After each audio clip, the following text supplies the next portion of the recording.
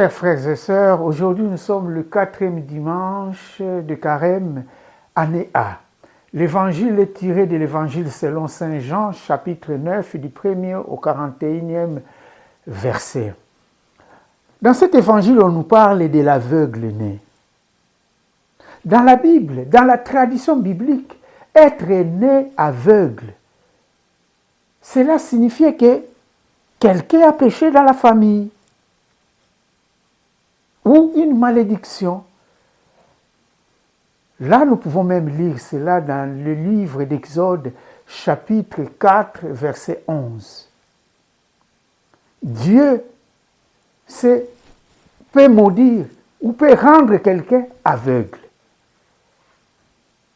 L'erreur des Juifs consistait à penser que toute souffrance avait un châtiment. Parce qu'il y a ça, donc il y a eu ça. Même dans le cas des lèpres.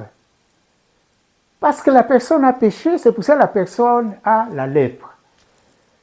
Parce que la personne est née aveugle, donc soit qu'il a péché, soit dans sa famille, il y a des gens qui ont péché. Ainsi même l'histoire de Job que nous connaissons bien. Job, qui souffre, il est devenu même aveugle, il est devenu même lépreux. Mais ses amis demandent à Job d'abandonner ses dieux. Parce que tout ce qui est arrivé à Job, selon ses amis, ça doit être que Dieu qui fait cela. Et les disciples de Jésus raisonnaient comme les gens de leur époque. Ils ont demandé à Jésus, mais maître, qui a péché pour que cet homme ici puisse naître aveugle? C'est lui ou ce sont ses parents? En effet, il est écrit dans le livre de l'Exode, chapitre 20, verset 5, « Le péché des pères va jusqu'à 3e et 4e génération. » Donc, même les gens de la 4e génération peuvent en souffrir. Mais la réponse de Jésus est claire. Il faut que les œuvres de Dieu soient manifestées en lui, en cet homme qui est né aveugle. Il ne nie pas le péché, mais il faut que l'œuvre de Dieu se manifeste à cet homme aveugle. Chers frères et sœurs, il s'agit de la guérison de l'aveugle né. Mais cette guérison va au-delà d'une guérison normale. L'aveugle né va des ténèbres à la lumière. Lui qui ne voyait pas, et il commençait à voir. Mais c'est vraiment ça le message qu'on veut nous faire passer. Les pharisiens, quant à eux, qui étaient lucides, qui voyaient, sont restés sur leur colère, sont restés sur leur haine envers Jésus. Donc ils ne voulaient pas croire, ils ont rejeté la lumière. Ils ne croyaient pas en Jésus et ne voulaient même pas faire un pas. Ils ont fermé la porte. La guérison que Jésus donne touche le cœur de l'homme. La guérison qui vient de Jésus va au-delà même de notre âme. La guérison de Jésus libère.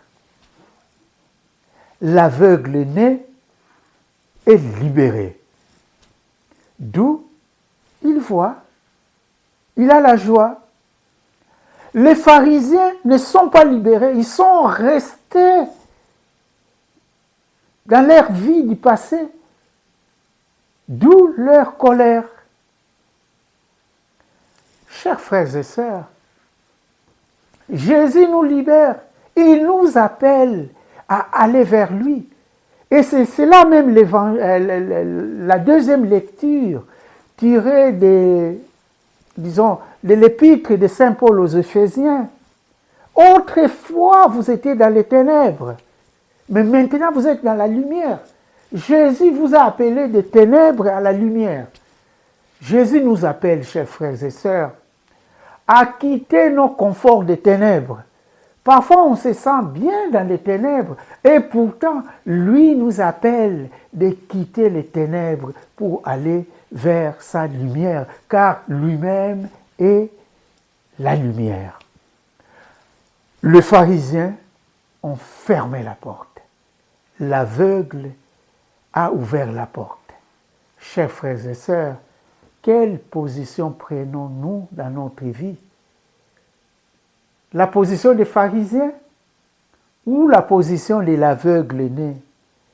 Oui, cet aveugle né nous interpelle, car il a cru et il a vu la lumière.